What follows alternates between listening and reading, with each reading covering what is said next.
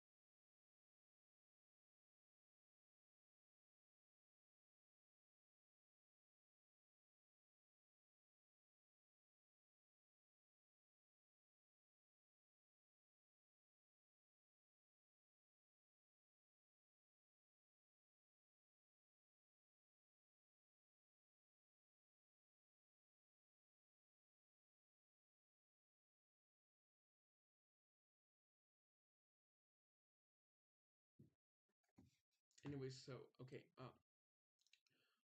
we do have a moderate risk of severe weather, and I can use my pen. Yay! But we do have a moderate risk of severe weather in this area. This is driven by a 45% hatched wind risk. So the wind is the main threat. So if you're in this area, the wind is the main threat. Anywhere from 75 to 100 mile per hour wind gusts are expected now. And you can see, 60 plus mile per hour wind gusts anywhere in the black hatched, which does extend to Michigan now, by the way. So this does extend more into our covering zone. But also the tornado threat has been rapidly gaining, and we now are expecting a pretty large-scale tornado outbreak. Anywhere in the black hatched, we expect potential for some significant tornadoes, but also just tornadoes in general. Anywhere in the brown, there's a low chance for some tornadoes, a few at least, and in the green, there's a very low chance for a couple of tornadoes. But in the yellow dark, that there's a pretty moderate type chance, well, pretty enhanced type chance of severe tornadoes and significant tornadoes in the black hatch. In the red hatch, that's a pretty much moderate chance of significant tornadoes.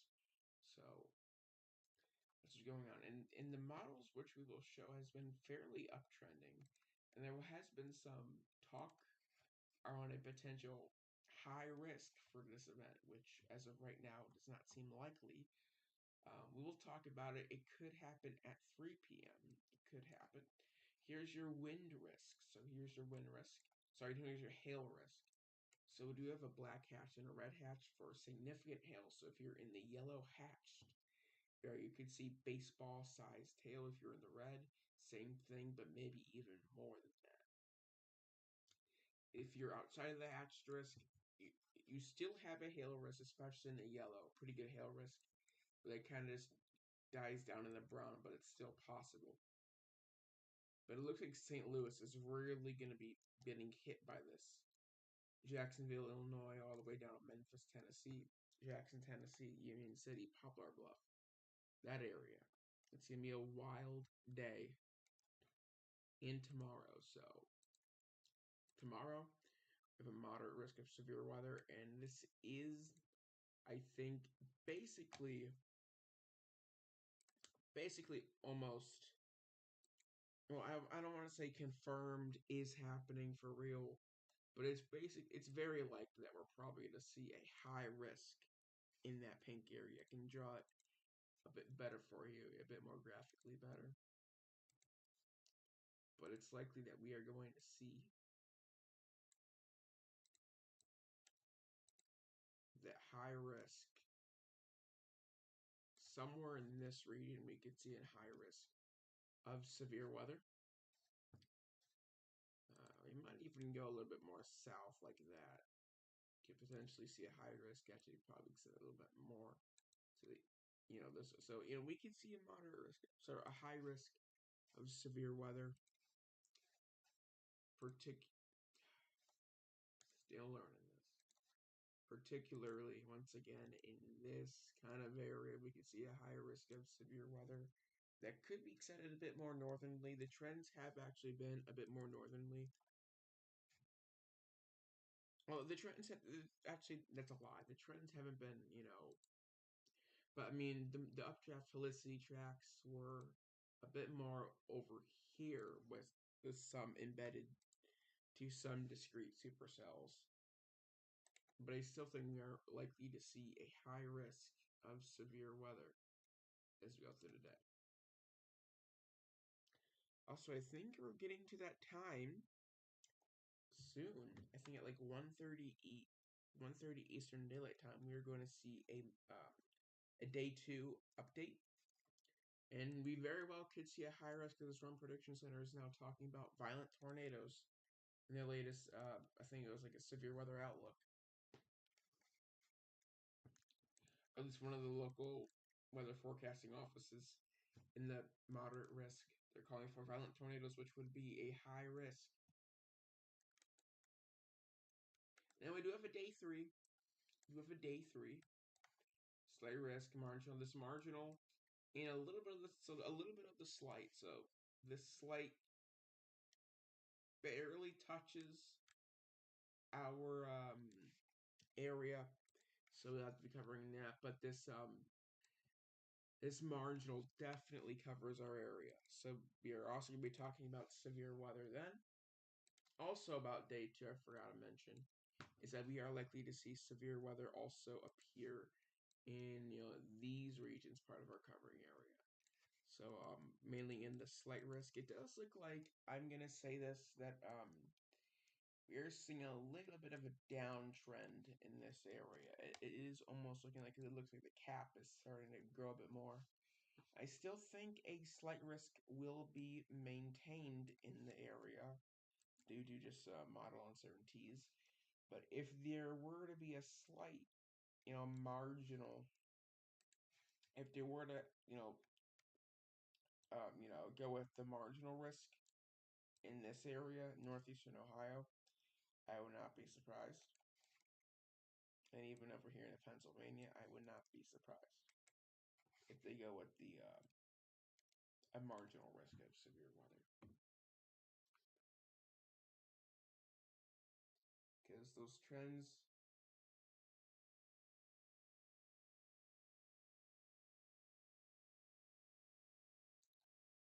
Also, we may have one of our forecasters join. One of our forecasters will be joining via call.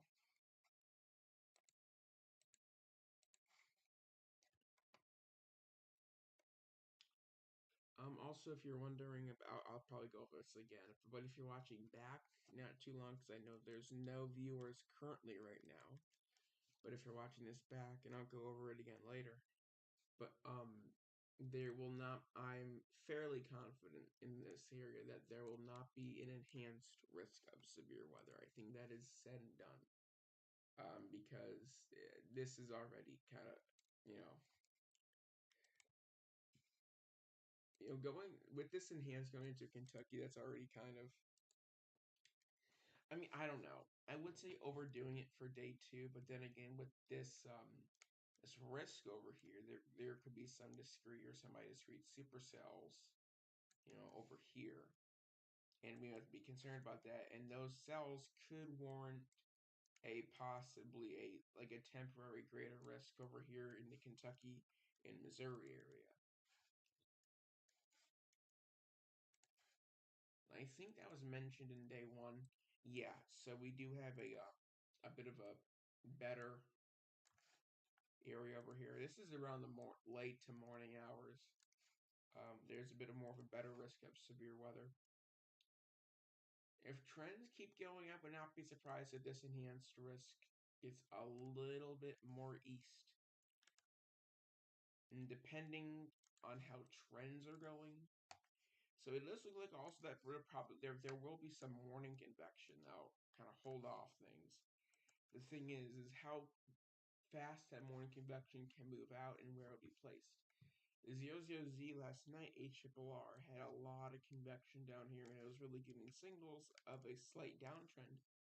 But then, after 12 hours of just convection over here, it cleared out, and the environment, restabilized greatly. And so that risk for significant tornadoes. So, and I think it probably looks like that the environment's just going to be really strong. It's just going to be really strong to where even if we have some morning convection over here, we still are at least looking at a moderate high risk of severe weather. That's what these trends are looking like. And we have a sun flashing. Fun to watch. And we do have some weather alerts because we actually have a fire risk also in our area. We do have a fire risk. Do they have a fire risk? Dry thunderstorms. So yeah, we do have a fire risk in Iowa. Almost all of Illinois, including our covering area in Iowa and a little bit of Michigan, Indiana, and Ohio, also Wisconsin, is under a what do you call it? An elevated risk. That's like a 1 out of 3. Yeah, that's a 1 out of 3 risk. We do have a really rare extreme risk, a critically extreme risk over in Oklahoma and stuff. So that's gonna cause some really bad situations. Oh, I clicked the wrong button. Okay. But yeah, we do have a fire risk. And these blue boxes are special weather statements, and as far as I know, I think these are fire ones. These are fire special weather statements. So like if I go like Columbus is under one, if I go to special weather statement, we do have a very high to extreme fire danger today. That's crazy. Very high to extreme fire danger today, and this is in Ohio, southern Ohio.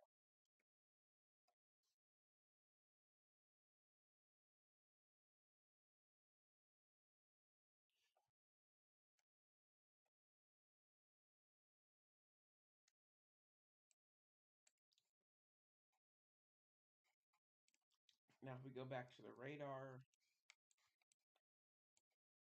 these cells are coming up. Nothing looks really interesting right now. Nothing looks too concerning. Nothing rotating yet. These were expected, by the way. These were expected.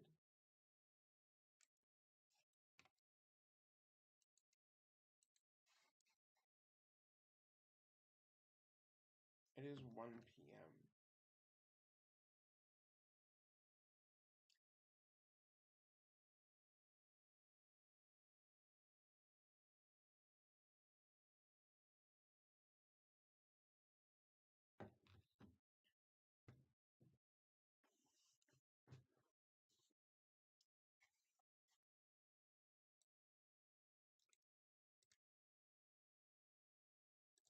We can look at surface data, though, so looking at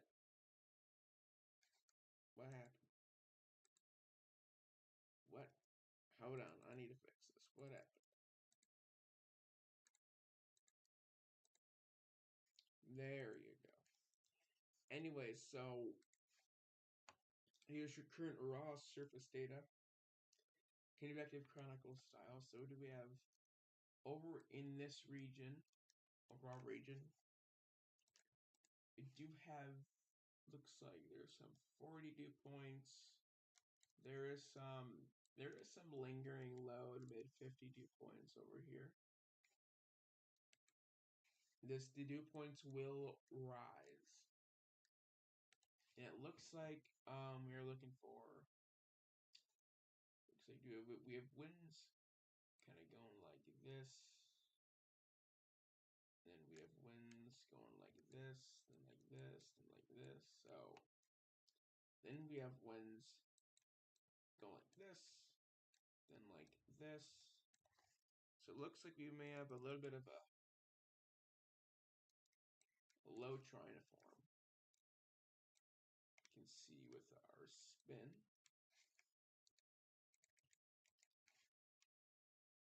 And there, I think there is some kind of, I don't know. The Weather Prediction Center is really good at that. But anyways, if we do go to our models, because I do want to go to the models, because the 12Z is in. 12Z is in, so we can go through the models. So this is what the HRRR has. Actually, I want to use this for something else. I actually want to use Pivotal for this.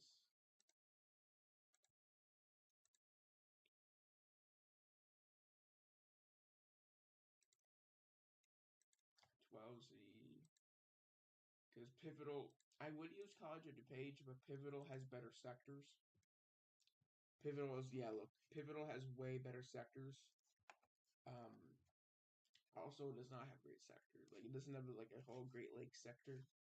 I don't really like that. I wish I had that. That'd be so... That's also why I like College of DuPage. It has like a Great Lakes. I mean, I can use the Great Lakes sector.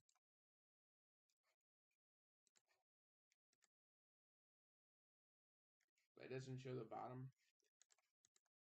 This does, so... Anyway, severe weather, reflectivity. So around now, that Pivotal does show these storms forming. But it kind of shows them kind of decaying. But then they kind of reconvect a little bit. They reconvect over in Iowa. So the storm is right here. They're going to just kind of propagate, probably lose some steam and reconvect in Iowa. At least that's what the HRRR is signaling. Then we're going to get a lot of cells blowing off. And the cells over here will more likely produce some severe weather. More than likely, as in some hail and damaging winds initially. These ones we're going to have to look at the most for all hazards, including significant tornadoes. So the more semi-discrete these cells, especially the cell with those updraft helicity tracks in the brown and black, especially those cells, but also just some regular cells, the more semi-discrete they are, so here's like a discrete cell.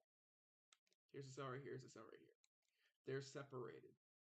One's going like this, one's going like this, and one's going like that. So they're not following the same path. That's what a discrete supercell is, when it's on its own. It's on its own. And also staying fairly discrete. A semi-discrete is when you kind of have like these, what do you call it? Like, sometimes they're not that connected, but sometimes they can be. But they're relatively discrete. That's what a semi-discrete cell is. You can see that there's some semi-discreteness to that. And that is why we have the elevated tornado risk. A part of why we have the elevated tornado risk over here.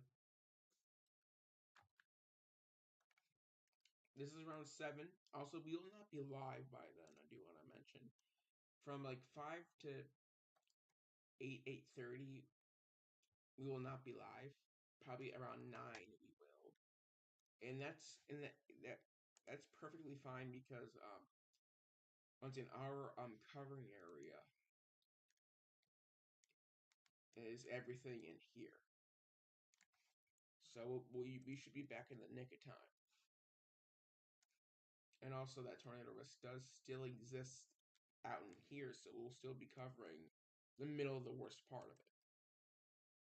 And if that just, even if that, we won't even know if it's going to get upgraded again. But I think,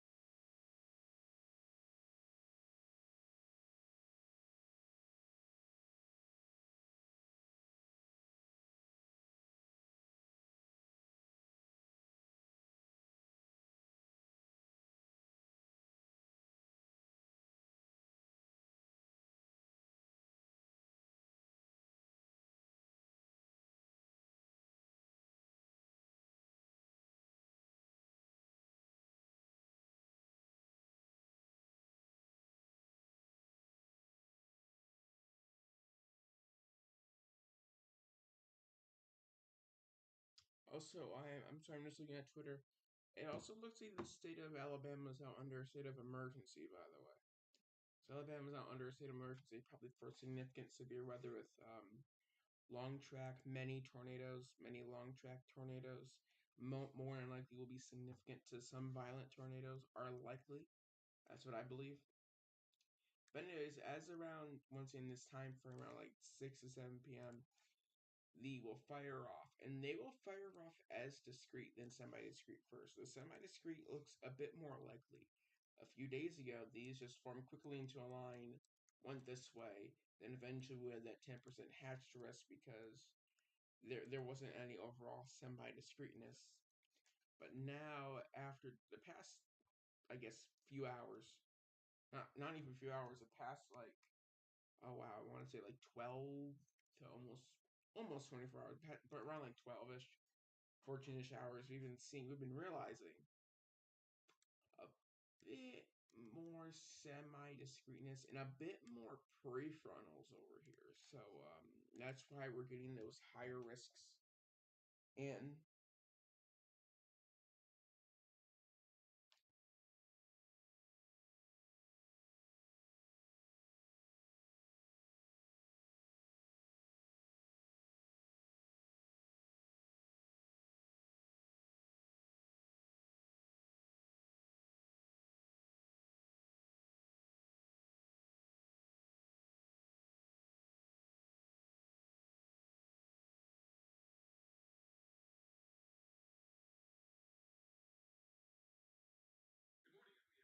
so we do have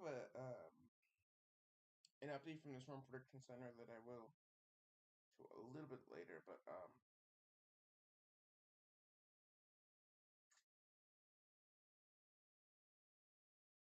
also, yeah, it does look like our event is starting a little bit more early. But the 12Z did show them a little bit.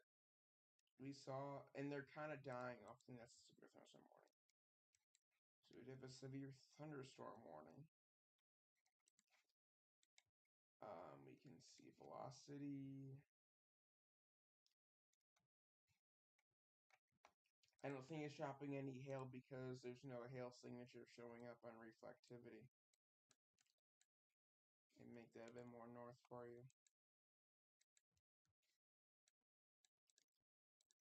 You can read the discussion to see what it's being warned for.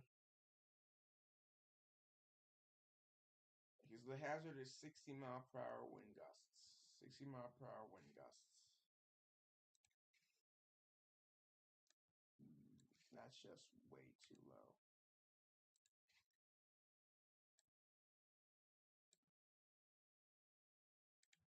So your hazard is 60-mile-per-hour wind gusts. Source is radar indicated, so this was not realized, but it's radar indicated, so it's more than likely going to happen. Your impact is going to be damage to roofs, sidings, and trees. Expected.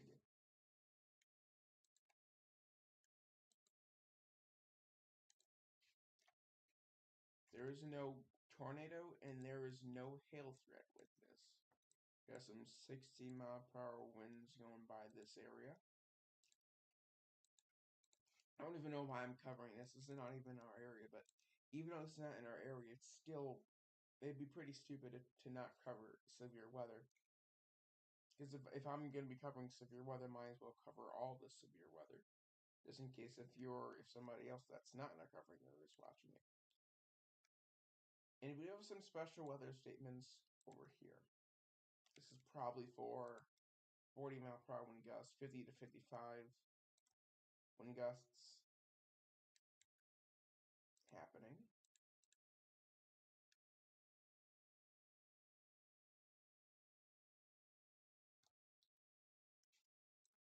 This mesoscale discussion. 20%, yes, so 20% issuance of a watch. Because these are just gonna die off. They're just gonna die.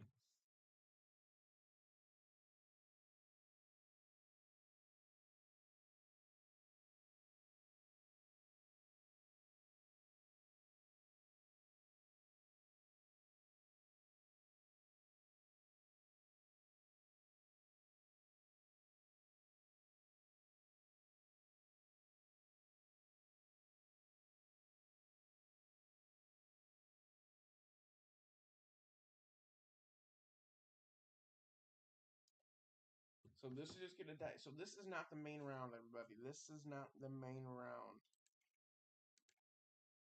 This was expected. They're supposed to. This was what the ARRR was expecting. They were expecting some initial storms to fire, then propagate and weaken. I will say though, the storms that the ARRR did say were weak. These were obviously a bit more stronger too, and now there actually are, at least one of them is at severe limits. The majority of them are at, one of them's at strong limits, but the rest are at just general thunderstorm limits. They're a bit more stronger than forecasted. So they're a bit more stronger than what we had, but they're still probably going to weaken, because if you look at our current raw surface data, so what these storms are, they're right here near Kansas City. They are right there. If we couldn't look at the raw surface data, so storms are right here. Out in front of that, we have 40 mid to low 42 points. Trying to see. Well, I mean, there are some 50s over here showing, so that would support them to continue their intensity or even grow. But still, not that great. There actually is some 30s up here, so. And if we actually look at the Storm Prediction Center, we look at the meso analysis.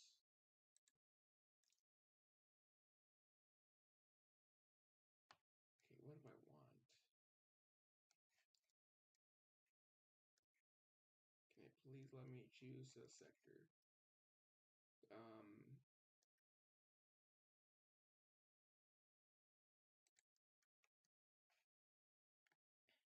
So here's your low. Back over here. And here's your front. Here's your low, and here's your front, I believe. No, that's not a front. That's just a lip. Because usually these lips can signal a front. And look at these pressure gradients. Wow, this is gonna be some significant pressure gradient winds, guys. That's like 30-mile-per-hour wind gusts right there. Really all over here.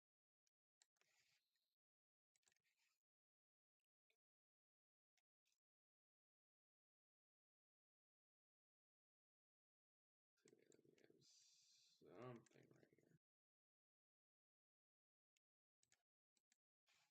But as we look at thermodynamics, we look at surface cape. There was a cap. There's a pretty good cap. Where you see blue, that's where a cap is. The lighter blue, a lesser of the cap, still a cap. But there, around where storms are, you can see it. Pretty good cap. That is there. And it looks like they're on the border of 250 and 500,000 cape. It looks like they will propagate literally. It looks like they'll meander around that, but they should still stay within the 500. Now, as they turn like this, they should stay away from the current 1,000 joules per kilogram.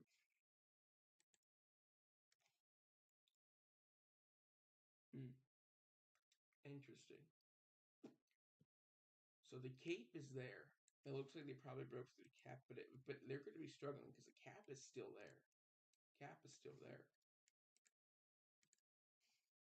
Now, if we look at your mixed layer cape, and yeah, so this is weird. So for mixed layer, so here's your cap in the mixed layer. Not that great. The cap goes away. So they are on the border of going away from a cap. This is going away from a mixed layer cap. This right here. see it, but it is still in a good surface-based area. So we might see that one going. But once again, those 30 dew points are right up in here. Right up in here.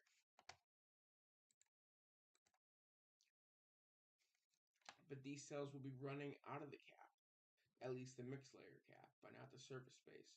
That's the most important, the surface space. But at least for mixed layer, they're leaving it. This cell actually might stay well into the cap. So that should be really capped up. But anyways, mixed layer cape. They are still in some at least 100 joules per kilogram mixed layer cape. I think that's what's keeping them alive. This cell over here is less than 100 joules per kilogram in mixed layer cape. So we look right there. Right here. I think that is... That's this cell. I think this cell is the one that's been thing has been dying.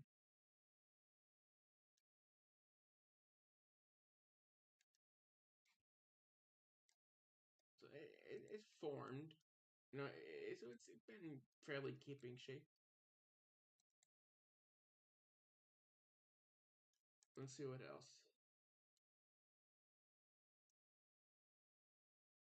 What's your most unstable cape? 500 yet again. This cell once again is about to run out of that 500. This cell. So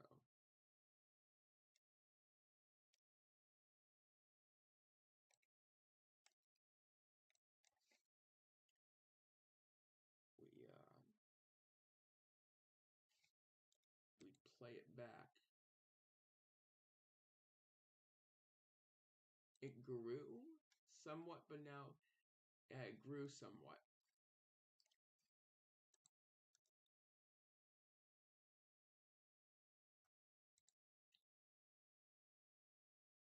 So first thing I want to do, let's see. Okay, I can definitely read surface observations better on here. But yeah, look at this. So these storms, which are those storms right there, which are these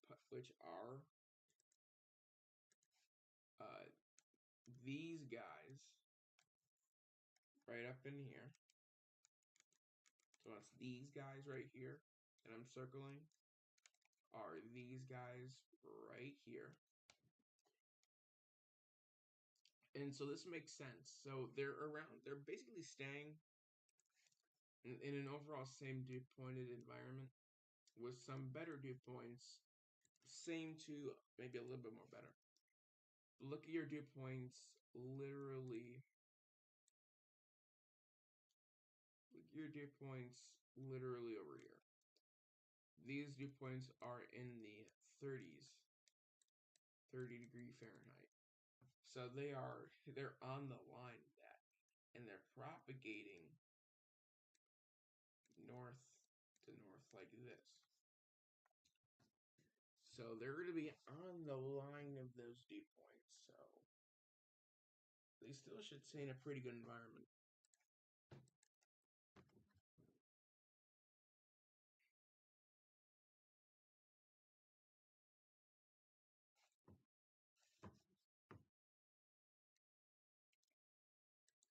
I do want to look at the 500 millibar analysis to see. So here is your trough. It's very impressive. And then here's your storms. Here's your storms. It shows it lightly at the radar. And they are within that 65 to 70 knot upper air wind forcing. So they are in some forcing. They're well into the forcing.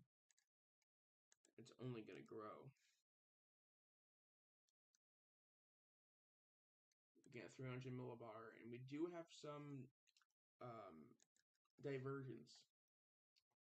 Divergence is like if it wind's going like this, and you have over here winds going like this, it creates a void, or they're not like where they're not, intersecting with each other. And that causes a lot of rising motion, which causes storms to build, and they can feel this forcing over here and rise even more and grow even more, build those updrafts. And so this, you can point out divergence with the wind barbs, especially with the isobars, like right here. Here's where your wind is going, and here's where your wind is going, over here. So there's a little bit of a void. But thankfully, the SPC missile analysis is really nice to us. So wherever divergence is, it is in pink. So we do have some good divergence, especially over here. I have some good divergence, but some marginal divergence over here.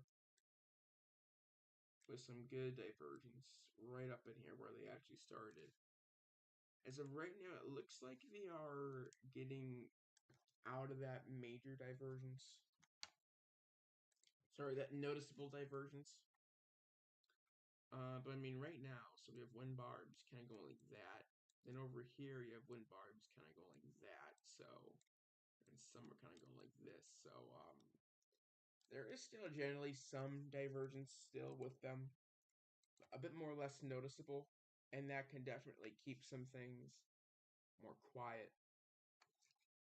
But it also looks like if they escape the 30 dues,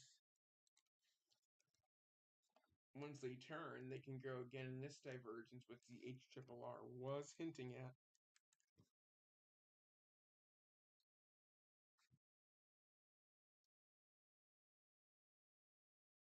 Here's your 700 millibar analysis.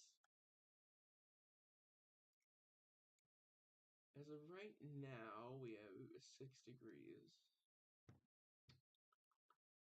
Trying to read, there's no temperature mark. Right. But it doesn't look like there's a temperature inversion over here. Well, actually, but there is still a really good capping happening.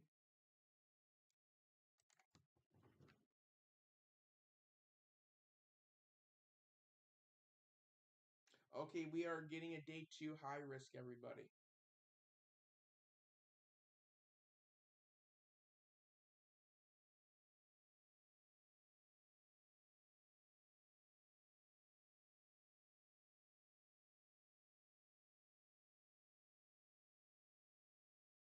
So I've heard from multiple sources on X that we are getting a day 2 high risk.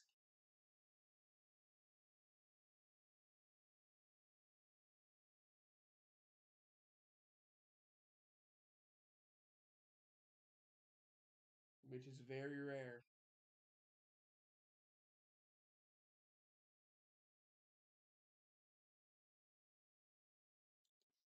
Kind of getting nervous a little bit because we haven't seen this in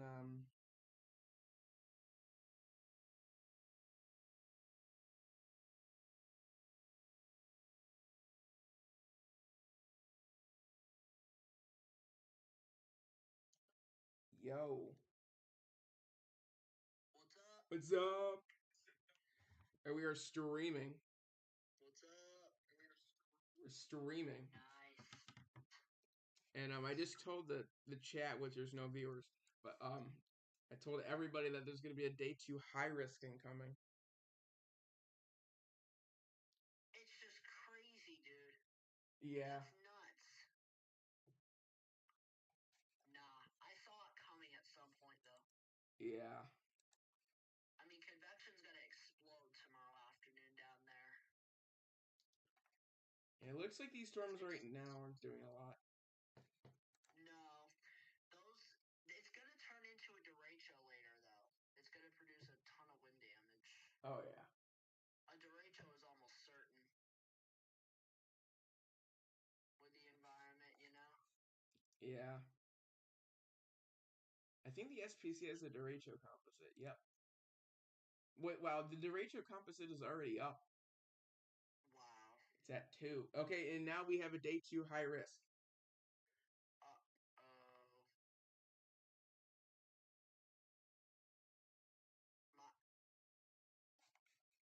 Oh my gosh, that's crazy. That's crazy. Oh, Twitter's gonna freak out. Twitter's gonna be like, cue the James Spann meme. It's gonna be way worse than April 27th, 2011. It's gonna be so extreme. We're cooked. I mean, it could be. It could be one of the biggest tornado outbreaks we've had in a while down there. Yeah, I know Brad Arnold was saying something that it could be similar to April 27th. Let's see what their tornado threat is. I think it's a 30% hatched. Oh my gosh.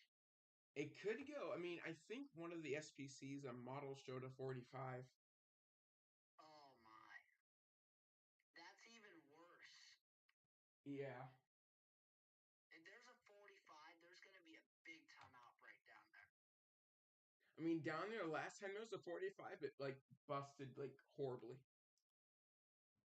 I don't think there's going to be a bust with this one. Yeah, this one, there's not a lot of fail modes except for morning convection, which even then it won't be a lot of holding back. There's There it flight is. risk. Yep, I see it. It's a 30%.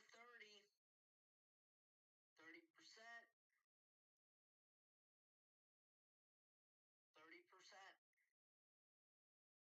Yep. And the wind and hail threat is glitching right now. Oh wow, yep. That's a huge glitch. Bro, they took the slight risk out of Ohio. I called it. I called it. I called it. That's crazy. You called it. You called it. Bro, that's crazy. Yeah, you were so close. You were so on par with that. Bro, look at our tornado threat. They have it in western Ohio, though. I mean, they have the two wedging up into southeastern Michigan. Then there's a 5. The wind is only 30% down there tomorrow. That's crazy. I think that's probably gonna get upgraded at day one. Yeah, this, I don't know, forecaster Grams, he should have upgraded that wind to 45.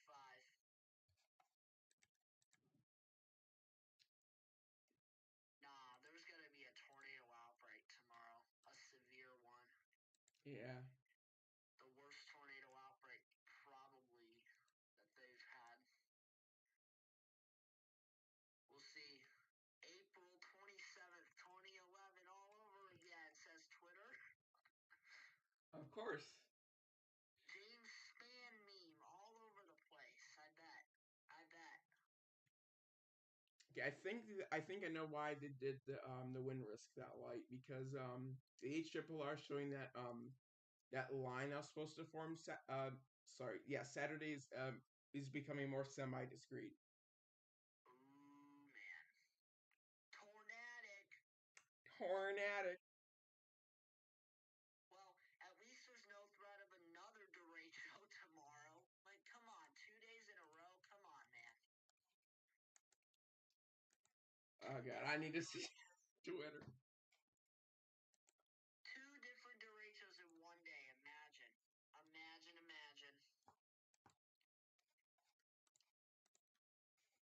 I mean, what's crazy, though, is that wasn't April 27th? What was April 27th? A 60 tour? I can check. I knew a day too high was coming. I just didn't know when it was going to be, issued. Oh, I need to tell my YouTube channel. Wow.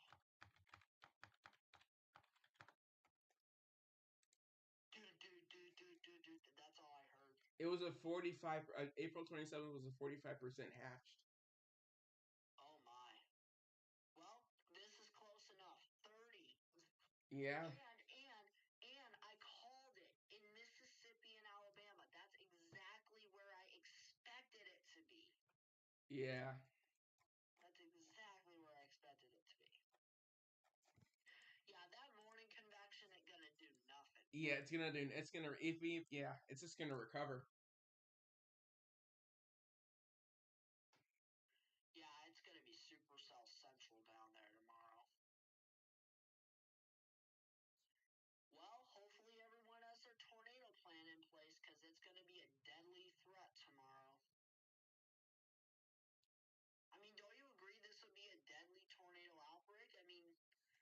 Oh yeah. Wow. I want to see what the wording is on the SPC. The wording is nuts. Major tornado outbreak. The wording's crazy. Jeez. Storm relative helicity. Jeez, the storm relative helicity maxes out in northern Alabama tomorrow. Wow. That's probably where the most significant threat of tornado is going to be. But, I mean... Okay, the SPC mentioned violent tornadoes. What? The SPC mentioned violent. Violent tornadoes? Yeah.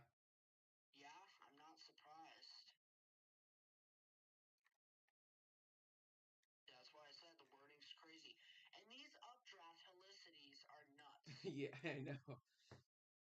Like, it's showing a long track tornado in central Alabama. It's showing a long track tornado in central Alabama. I'm gonna see if hopefully this doesn't X out the call because I want to check Twitter, but I don't have it logged in on my computer. 9 p.m. to 10 p.m. Look at that. Long track tornado in Alabama. Oh wow. That is honestly wild. It's alone. And over here, look at all that. Yeah, it's alone. It's crazy how alone it is. Well, guys, pack it up. We're going to Alabama to see an F5 tornado. Yep. I mean, seriously, though, there could be an F5 tornado tomorrow. It's very possible. If that happens, the F5 drought's going to be done. The F5 drought's going to be done after this. That's just crazy how intense it's looking.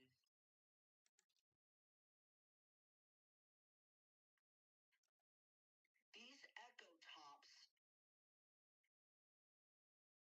wow, 43,500 foot storm top. Wow. 43,000 foot storm top. Yeah, the energy to bring strong winds to the surface overall doesn't look that bad. It looks still severe, but the tornado threat, yeah, I see that as the primary threat, and that is the bad thing. Let me take a sounding at Jackson. Take a sounding here at Jackson. See what they say.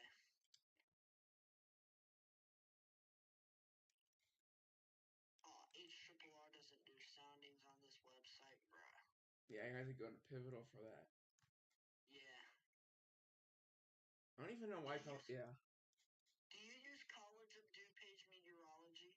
Oh yeah, all the time. I have it up right now. Yeah, but you can't do a sounding on HRRR, so that sucks. Yeah. I wonder if us up here in Ohio will get like a tornado outbreak maybe in April or something, or even late this month. There's a severe weather threat coming next week. Yeah, it's possible. I wonder. But that downturn is just funny for Ohio. Yeah, it's like a cold front. It's like a cold front with the temperatures up and then like yeah. a balloon.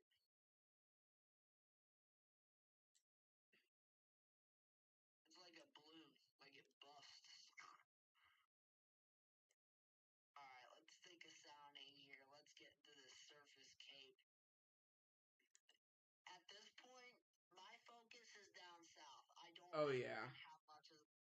Tomorrow, I still think we could have stronger storms, but compared to down south, our threat is so weak. Yeah, I mean, honestly, for our threat, it's really just looking like some storms and rain. Yeah. Yeah. Boring. Seriously, though. But, yeah, it's not looking that impressive for us. Say that much. It was looking alright yesterday evening, but that downtrended. Geez, surface instability almost 3,500 joules per kilogram in Mississippi and Louisiana.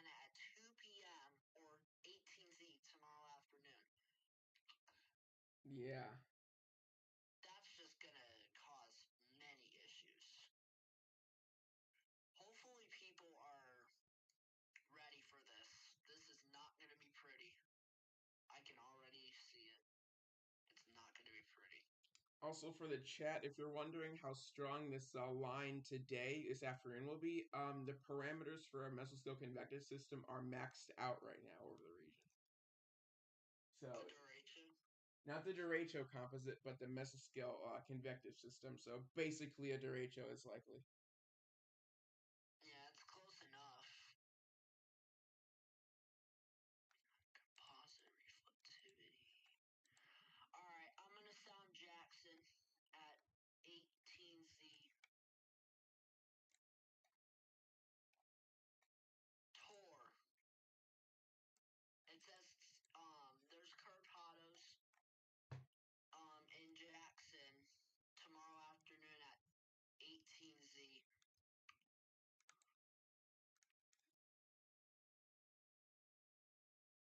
Did you hear me, Char? Yeah. Okay. I was just making sure we weren't like going like glitching. Yeah. Let's sound Southern Mississippi. Yay. Yep, inverted V. Inverted Dang. V on the Hottos. It's Wow. crazy. Inverted V. Yeah, the possible hazard type, PDS tornado. Yeah, that's kind of, Three yeah. 3,396 joules per kilogram of surface-based cape. That's crazy. What's the multi-layer cape? What's the what? The ML cape. ML cape? Yeah. 2,900, or no, 3,000 joules per kilogram. Dude, that's a lot of instability in the atmosphere. Dang. Just imagine if that was in our area tomorrow. I would be like, yep, we're gonna die. Yeah. If there's that much mixed layer instability, there's gonna be an outbreak for sure. Yeah.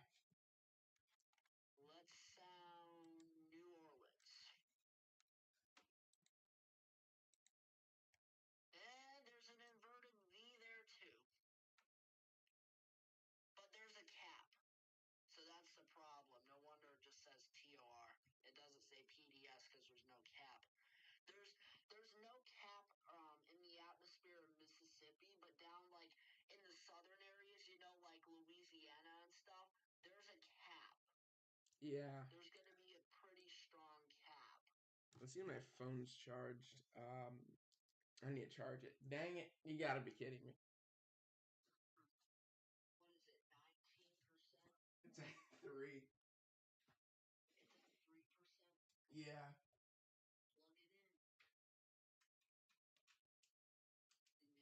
Plug it in. Significant tornado.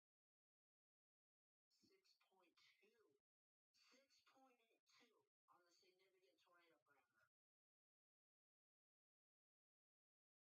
6.2 on the significant tornado parameter. I don't find that significant tornado parameter to be very accurate, to be honest with you. Yeah. All right, let's go to 21Z.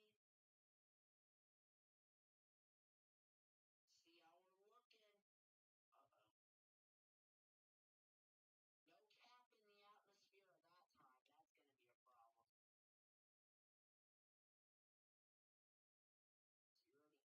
0 to 3 kilometer cape. Okay, James Spann is going to be doing a video soon. Oh, man.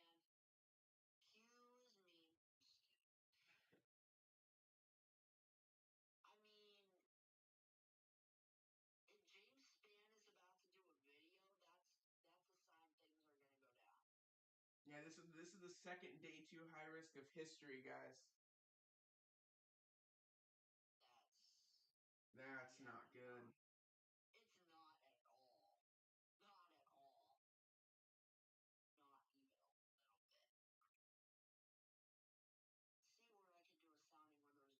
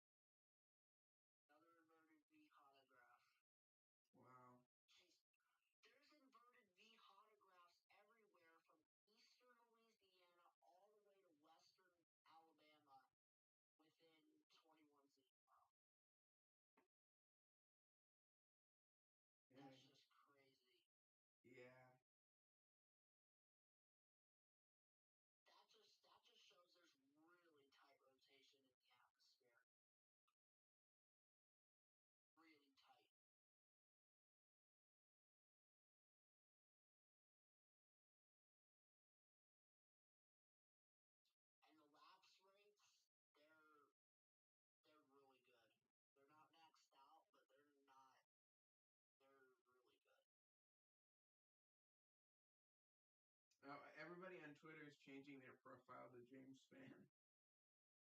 Oh my gosh. Oh my gosh. People are.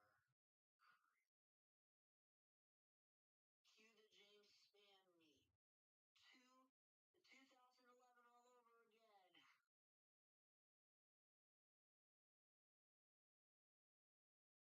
The 2011 all over again. I'm gonna have a question for you. Yeah. Do you think there's a potential for it to be like 2011? I don't know. I don't think it's gonna be exactly, but I mean, the similarities are there, and it's possible we could have something really similar. Yeah, there's just like too much clustering going on. It looks like for there to be, well, maybe a super outbreak. Because the thing is, April 27th had the same morning convection. The same morning convection? Well, not I mean not the same, but I mean like it had morning convection. It had like the same fail modes as like Saturday's risk. Oh, okay. Doesn't look like there's many fail modes now with this. Yeah. Let's move this to the evening and see.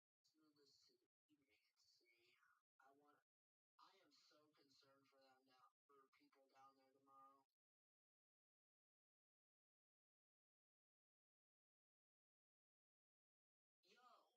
Yo, What? this is not any much associated with tomorrow's risk, but look at the supercells this evening in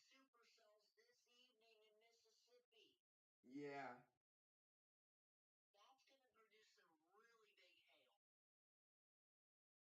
That's gonna produce some big time hail. I mean, did you see that reflectivity colorable maxing out? Yeah. That's just crazy, man. You don't see that every day. Well, maybe in Florida thunderstorms, but I'm just kidding.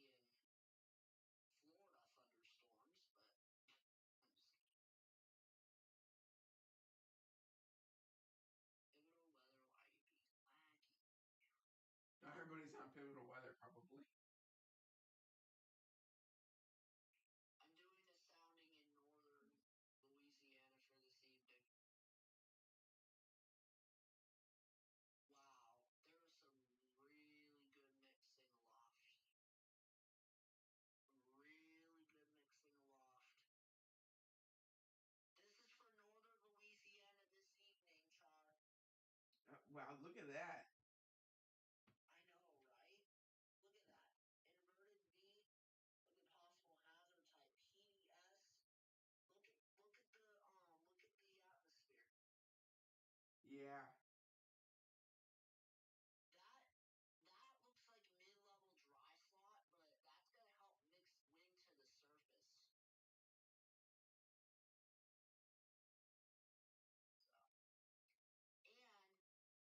and there's 200 joules per kilogram almost of 0 to 3 kilometer cape. Wow. Oh yeah, here comes the James Spann memes. Oh boy. Oh boy. Let me see. Oh boy. I'm gonna send it in the group chat. I prepared for Twitter stuff.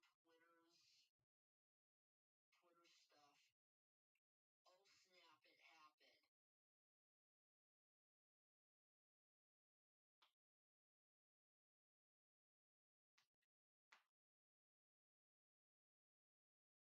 All right. Let's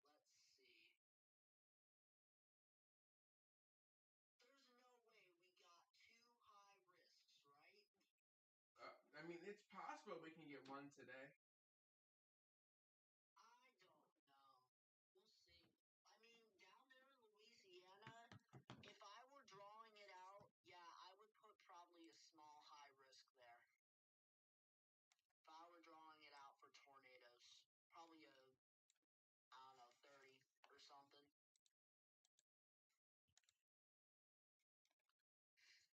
All right. Jeez, look at that swath of up. Missouri's gonna get the brunt of it. It looks like today. Yeah. All right. Okay. Anywhere For the Great Lakes region, though. What? I'm just talking in chat. So for the Great Lakes region, it's going to be today. That's going to be worse for the Great Lakes region.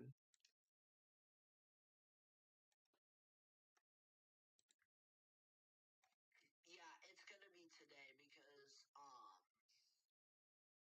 the leftovers from the derecho is gonna come into, well, Illinois is gonna get the some of it too. They're gonna get significant wins. If you guys live in Illinois or even Western Indiana, I would be cautious.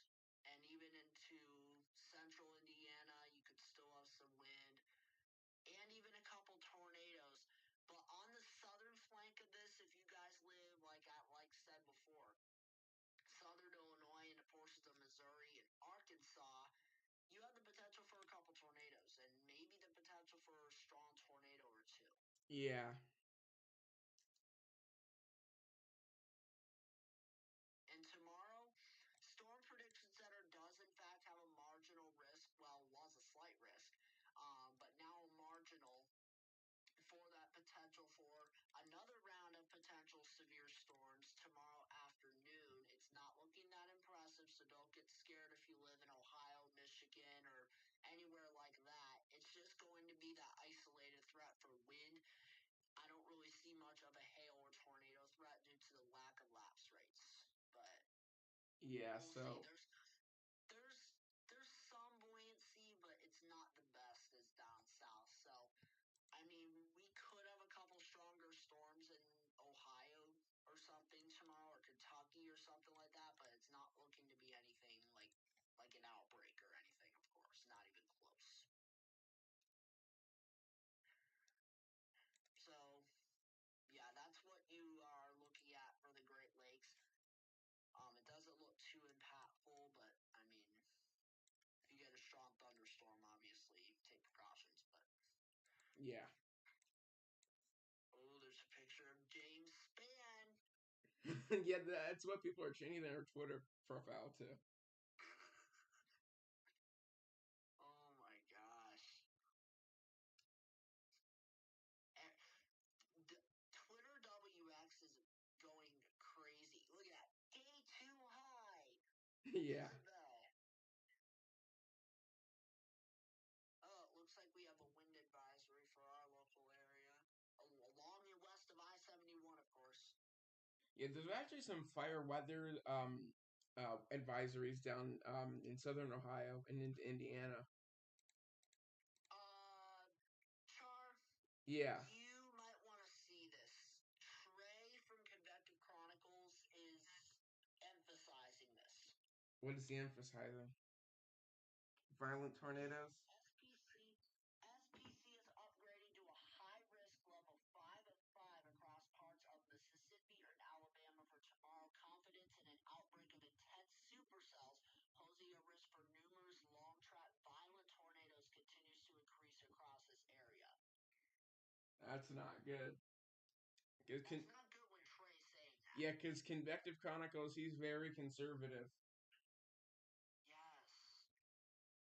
Okay, what's weird is the National Weather Service in Wilmington for the advisory in Columbus, it has a very high to extreme fire danger today. Well, I mean, that's reasonable due to the gusty winds and the low humidity.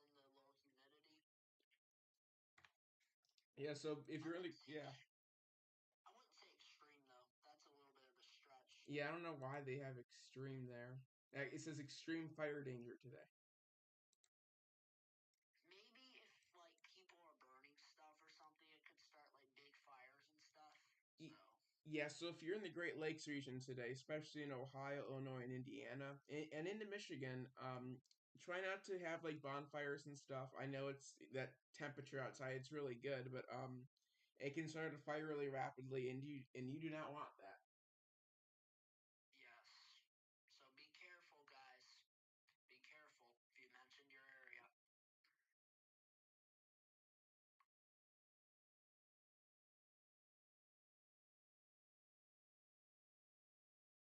All right. Hey, Char, can I emphasize something for tonight's threat Sure, go ahead. for our area? Yeah. So, again, Illinois western Indiana are going to be dealing with this very robust and very significant squall line that's going to be coming through tonight. Probably from about 0Z until probably about 2 or 3 o'clock in the morning. All right, this is going to be coming through with the potential anywhere from up to, I don't know, 60 to 90, maybe 100-mile-per-hour winds with that wind energy aloft before it begins to weaken as it moves into Ohio tomorrow morning. So if you are in Illinois and Indiana, I emphasize it and can't emphasize it enough. Please make sure you have ways of receiving alerts because PDS, severe thunderstorm, and even a couple tornado warnings will not be out of the question out of this derecho. Yes, I totally agree. So the main threat for tonight will be the wind, but the tornado threat has been uptrending. We actually have a 15% a significant tornado threat risk for tonight. That is gonna get the reason why is because of those semi-discrete supercells and the potential for some prefrontals I've been seeing. Right. Oh my gosh. Really? There's this person on Twitter saying there's a day 12, 15% tornado risk. That's just fear mongering. That's funny. That's funny. That's why I said it. It's funny. Yeah. Oh, geez. Look, trending. HRRR. Wait, isn't another run coming in soon from the HRRR? Yeah. 17Z.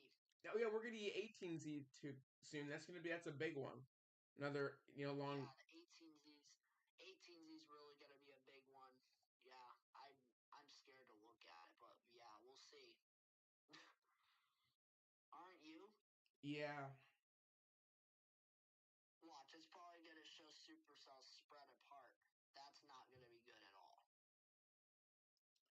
Honestly, I think 18Z could determine if they do get a high risk for tonight. Yeah, I'm gonna be keeping in tabs on pivotal weather for that because if there's a high risk, we obviously want you guys on. Where are we streaming from? YouTube on the Great Lakes WX Tracking YouTube channel.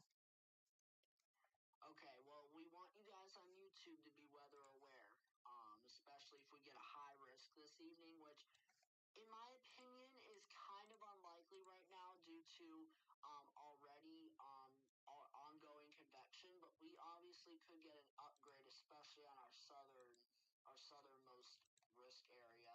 Like especially in Arkansas and northern Louisiana, you guys have a decent tornado threat this evening. So, and the dynamics are very favorable for strong tornadoes. So, I wouldn't be surprised maybe for there to be a high risk down there in a part of Arkansas into northern Louisiana this evening. And areas further north, like I said, the wind bag is going to be blowing through with possibly as high as 100-mile-per-hour winds. So be ready for that. It's going to cause probably a good deal of damage. Yeah. Also, there is a big hail threat today as well. There's a hatched hail threat today. So, like for the supercells down there and stuff. yes, so it's really like St. Louis, Poplar Bluff, Memphis, Jackson, Tennessee, um that kind of area. You're like under the gun for significant winds, potentially some significant tornadoes and significant hail. So y'all are under the gun for pretty much every threat this evening. So Yeah. be ready. Have multiple ways to receive alerts. Honestly, I don't know I don't know if you should be going to bed tonight because I mean you can just make sure you have a lot of ways to receive alerts, but I'd be watching this in my opinion. In my opinion, I agree with you on that one. That one's definitely a good reminder for everyone that it's not recommended to go to sleep if you live in the risk areas, and I don't say that very often. I know you guys haven't seen me on here very like that stuff very often. So please, please take this with extra caution.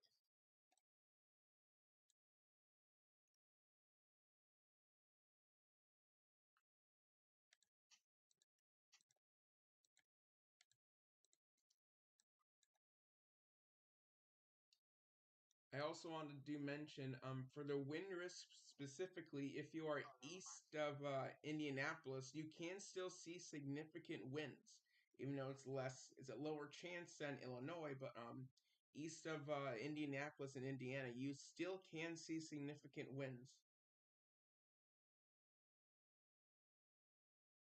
I agree. I mean, like you could still see like those 60, possibly as high as 70-mile-per-hour winds sneaking into those areas. So Yeah. yeah. So, but I think the big thing out of this will be probably the lightning and the thunder. This thing's gonna be racking up lightning. Oh yeah. This thing is gonna have a ton of lightning with it. It's gonna be crazy. Geez, the 16Z only has about 1,100 joules per kilogram of surface cape in Illinois, but that's still enough to get that derecho going with all those dynamics aloft.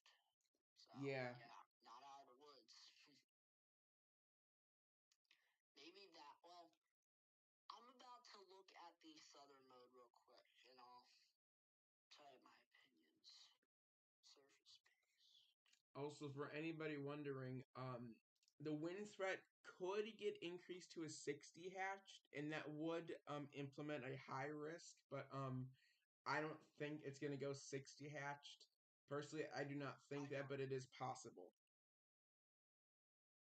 Yeah, when it's possible, there's a chance. All right, so you hear that all the time. So there's a chance. Yeah. All right. Now, most of the time, people are kidding around, but this time we're saying there's a chance. So you gotta take precautions if you live in any of these states. Really, Missouri, Illinois, Indiana, maybe Ohio into early tomorrow morning, down into portions of Arkansas, Louisiana, and even into Mississippi.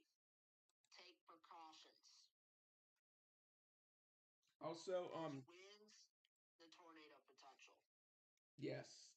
Also, I know this is a Great Lakes channel. We cover the Great Lakes, but a lot of people who are here, who are watching, you may have family members in the Deep South. So I would be contacting them, especially if they're inside the enhanced, moderate, and especially the high risk, because they're under a lot of threat tomorrow. Yeah, the high risk is definitely not. I mean, it is the most focused area. Heck yeah, but I mean, the moderate and enhanced are no joke either. Yeah. Because you can have significant tornadoes from the Gulf side of Louisiana all the way to like the extreme southern area of Kentucky. Like really, You can. yeah. You sure can. And that's why people need to take precautions. Especially tomorrow. Tomorrow, in my opinion, is looking way worse than this evening. And this evening's already looking bad enough. Yeah, I agree. Tomorrow's going to be like 10 times worse. The tornadoes are going to be.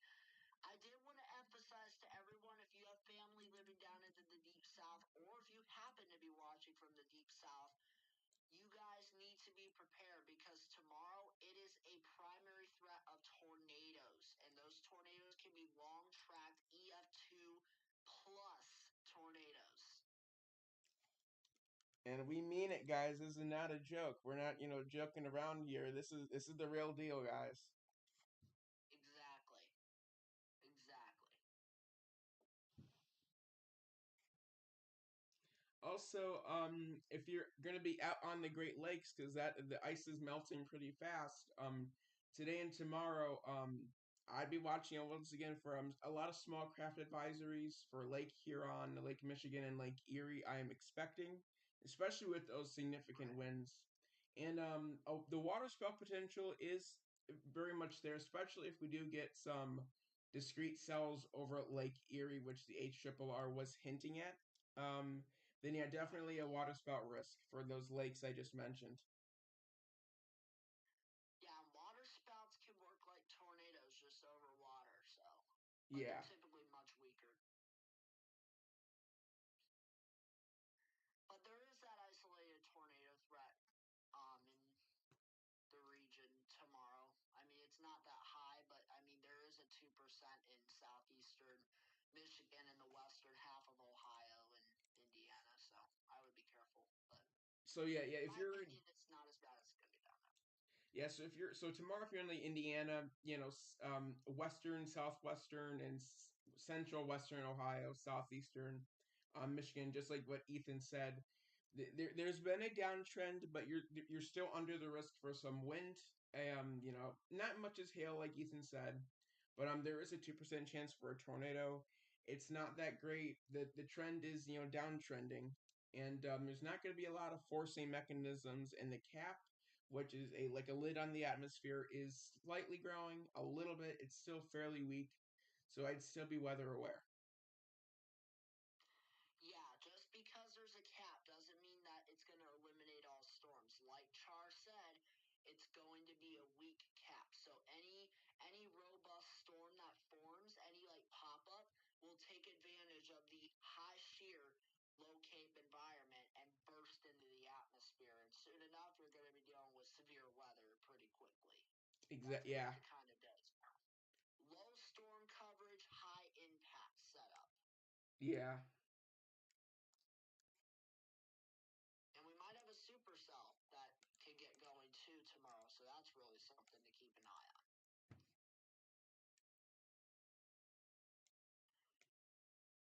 So, yeah. And obviously, guys, I did want to emphasize that you could obviously go to your local National Weather Service's website. You could go to the website, click on your region on the map they have in the front. There should be a map with all alerts. You should click on your region, click in pretty much any part of your region you want to view, and then scroll down until it says forecast discussion. You'll click that, and then you'll get to read what the National Weather Service typed up. Yes, we do really recommend that. So you can read our forecast discussions, but we really recommend that you listen to the professionals at your local weather forecasting office and the Storm Prediction Center. Right. That's a good point there. That's a really good point. Also, Yeah, and also stay tuned to Storm Prediction Center. You yeah, can go to their website. the 12Z HRRR, I don't know if you saw this, Ethan, but around like 3 p.m. over Lake Huron, it actually shows some discrete cells in I saw Michigan. that. But yeah, so that can pose a pretty good waterspout threat. So you guys can see it on screen, but that's gonna pose a good waterspout threat because there is not great photographs, but there's still that curve there, and your Yeah, precipitable water is still really good. right. And speaking of precipitable water, we do have a flash flood risk for pretty much the entire part of our southern viewing area. Let me look up actually Weather Prediction Center, right? Yes, that's a good Weather point. I Prediction didn't Center. tell them about that yet. Good point. So yeah, there, like Ethan said, there is a flooding threat. Does Weatherwise have that? Yeah, There Weatherwise does is. have it. So for Yeah, day it's one, here's your marginal risk for flash flooding, and that does extend into day two, where they actually upgraded Cincinnati into a slight risk. Um, so the flooding threat for our southern covering area, like Ethan hey yo, said. they added a moderate risk of flash flooding down in the deep south. Oh wow, Those supercells. And I did want to also emphasize apparently these supercells are going to be very heavy rain producers. exactly. So, Especially if near that Tennessee and Kentucky border, if they form into a line like a mesoconvective system, that's where that flooding risk is really going to go in, and potentially a greater wind risk. The SPC might issue. Right. Yeah, it just all depends what the 18ZH shows, and then they'll, I think, update this evening, right? And then they'll be done for the day. For day 2, I think that this was the last update. I don't know. Maybe they do update day 2 this evening. I What don't about know. day one? Will come in after 18Z, right? Yeah, day 1 will come in at like 3 p.m. Eastern. Okay, so if we do happen to get a high risk, the HRRR 18Z will tell us everything about that. So, like the 18Z triple R will let Storm Prediction Center literally know like where to put the high risk and basically like every little bit of information because these model runs are pretty precise, especially the HRRR, but it Yeah. can get a little messy at times. But hey, all models have their discrepancies.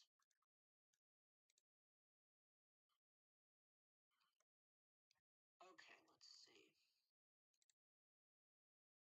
Oh my. Alright, let's see.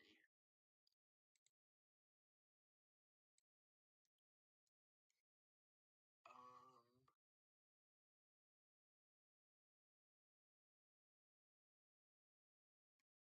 Arkansas, are you gonna be alright? Alright, let's see here. Alright, Arkansas has a nocturnal tornado threat tonight.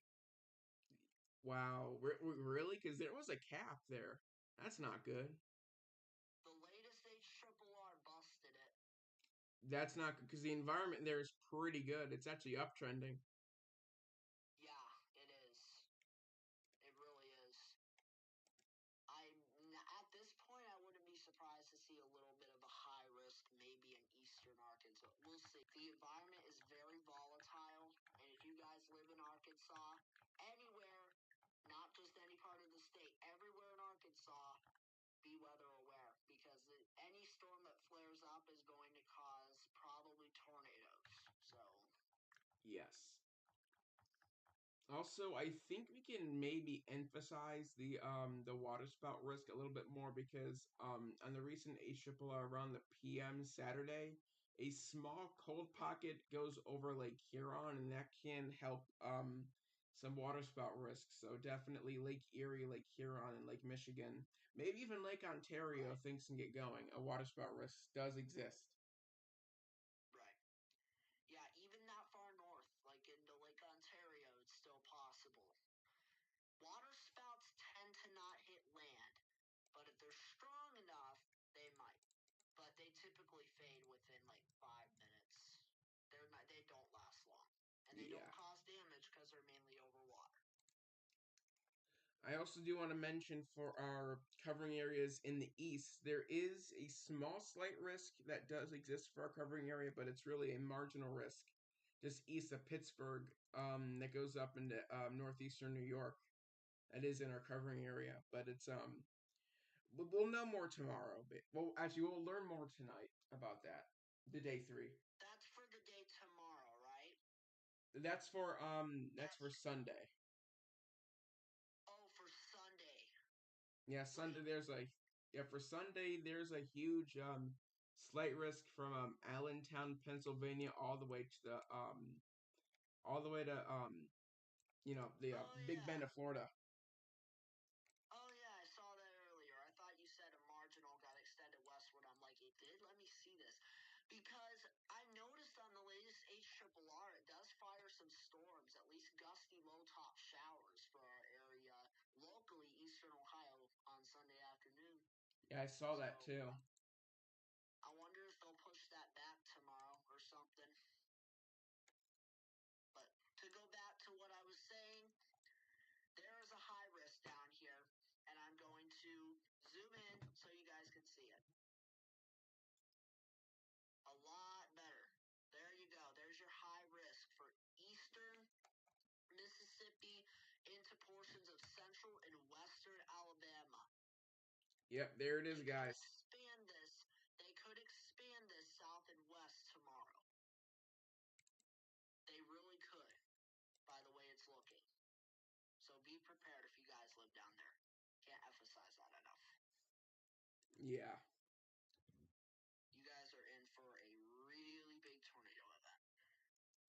unfortunately. Now it's not. Now we don't know for sure until after the event, or until during the event. But as of right now, it's not going to be an exact repeat of April 27, 2011, even though there's a lot of similarities. And it's also obviously not going to be a repeat of March 31st, 2024. Or 2023, sorry. Yeah.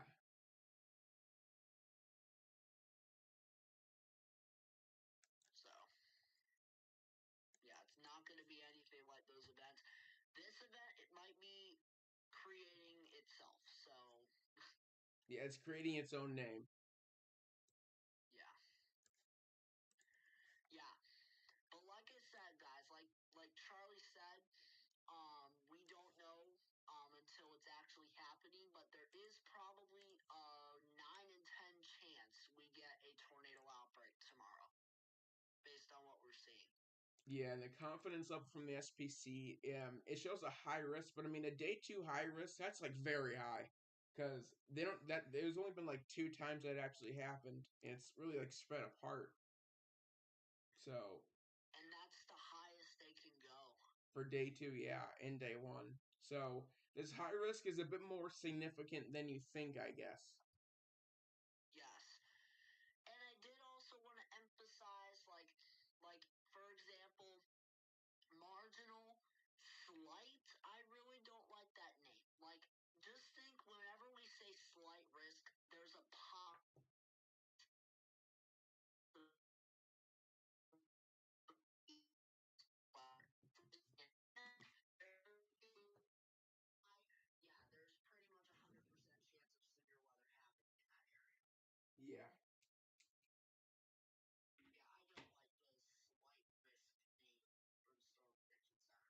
Yeah, they might need to change it.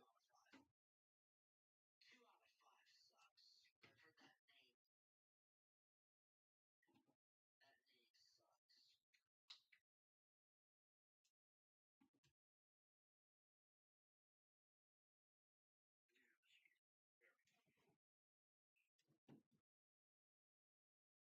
I've heard that name. That name sucks. Come on, HRR18Z. We're waiting. You're late as always. It usually takes an hour to render. Yeah, the 17Z should be completed by 1 p.m., but they're hour behind. So 18Z is almost like 3 p.m., Yeah. but it's not. So here's your early tomorrow morning threat.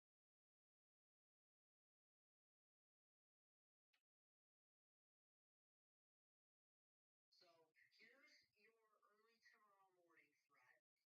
I'm getting run by run or frame by frame the 17Z HRR. Looks like that cell weakens by 8Z, which is like 4 o'clock in the morning.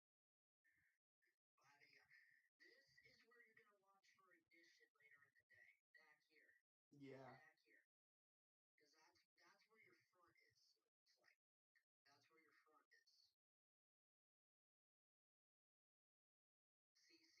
Because that's where your front is. So it's like that's where your front is.